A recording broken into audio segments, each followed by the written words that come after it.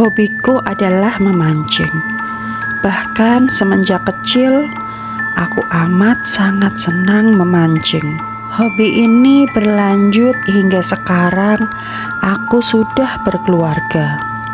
Bila ada waktu luang, kusempatkan untuk memancing di pinggir laut, bahkan di dam. Walaupun mendapatkan ikan yang kupancing, istriku tak mau memasaknya. Entah bosan atau ribet mengolahnya. Makanya kubagikan hasil tangkapanku ke teman atau tetangga. Bahkan seringkali kulepas lagi.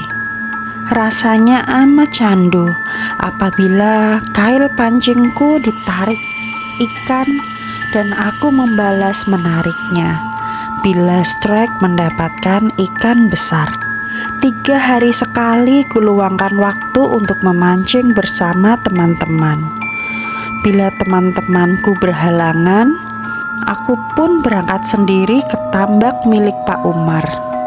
Sering sekali setiap minggu tambak Pak Umar mengadakan lomba memancing. Lumayan, bila menang uangnya bisa untuk tambahan istri. Malam itu pikiranku agak ruwet. Masalah kerjaan.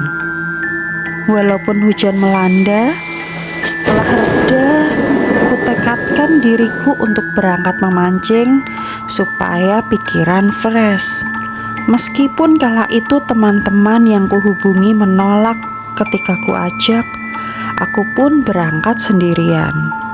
Kunyalakan motor sambil membawa perlengkapan pancingku serta jas hujan. Aku berangkat jam 10 malam. Setelah sampai di tambak yang berdekatan dengan laut, kuparkirkan motorku di tempat penitipan motor. Aku berjalan menuju tambak melewati jalan setapak. Walaupun jauh, tapi aku sangat bersemangat. Kutoleh kanan kiriku. Malam ini sepi sekali. Kurogoh HP di saku jaketku untuk mengecek notifikasi sambil kulihat. Ternyata ini adalah hari Kamis, tepatnya malam Jumat. Aku pun teringat oleh omongan orang-orang bahwa tambak itu angker, tapi tidak kupedulikan. Kubulatkan tekadku. Kususuri jalan itu hingga tempat yang kurasa strategis untuk memancing.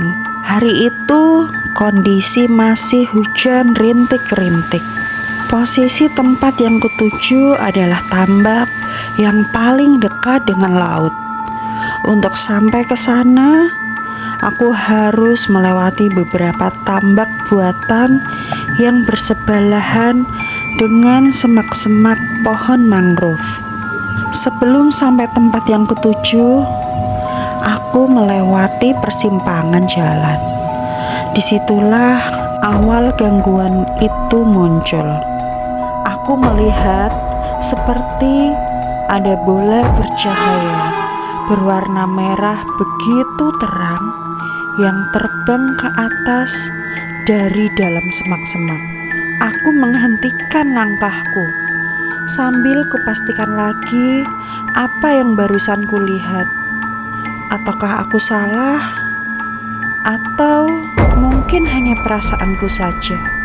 Sekilas tadi, bola api itu seperti berbentuk kepala karena terdapat mata dan ada giginya dengan taring panjangnya. Setelah 10 menit membeku berdiam diri, kutenangkan hatiku. Aku meyakinkan diriku sendiri kalau apa yang barusan kulihat tadi hanya imajinasiku. Aku pun melanjutkan jalanku. Akhirnya aku pun sampai di tempat yang kutuju. Lalu kukeluarkan perlengkapan memancing yang sudah kubawa dari rumah. Kupasang umpan di kail, lalu kulemparkan ke tengah-tengah tambak. Aku duduk di kursi lipat yang kubawa dari rumah sambil menunggu strike pertamaku. Ketika aku sedang serius mengamati pelampung kailku yang ada di air, tiba-tiba aku mendengar ada suara ketawa laki-laki dengan suara menyeramkan. Seluruh badanku tiba-tiba merinding, seakan-akan suara itu semakin mendekat ke arahku. Aku diam sejenak sambil mencerna apa yang sedang terjadi. Selanjutnya, aku merasa punggungku ada yang melempar benda kecil seperti batu kerikil. Kuberanikan diri untuk menengok ke belakang, berharap temanku sedang mengerjaiku. Setelah ku tengok, ternyata tidak ada satupun orang di sana. Bahkan pemancing lain pun juga tidak ada. Aku mengabaikannya. Kualihkan pandanganku kembali, fokus ke arah pancingan.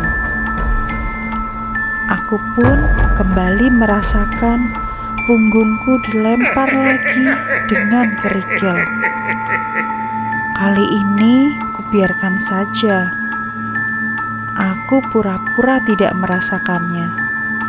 Tapi sebenarnya yang terjadi, aku sudah terlalu takut untuk menoleh lagi ke belakang.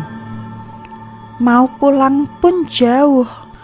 Posisiku sudah terlanjur ada di tengah-tengah tambak. Tiba-tiba ada benda menggelinding dan berhenti tepat di bawah kakiku. Aku pun melihat ke arah benda itu. Betapa kagetnya, ternyata benda itu adalah kepala dengan matanya yang melotot dan mulutnya tersenyum lebar, lengkap dengan gigi taringnya yang mencuat keluar. Aku pun berteriak. Kurasakan jantungku berdetak dengan kencang. Lalu pandanganku pun menjadi buram. Entah bagaimana setelahnya, yang kuingat aku dibangunkan oleh nelayan yang pulang dari melaut. Begitu sadar, jam di tanganku menunjukkan pukul 4 pagi. Setelah diberi teh hangat bekas bekalnya bapak nelayan, kurapikan alat pancingku. Aku pun bergegas pulang. Sejak saat itu, aku tak berani lagi untuk memancing sendirian malam-malam di tepi laut. Apakah ada pengalaman yang pernah kalian alami saat memancing malam-malam sendirian?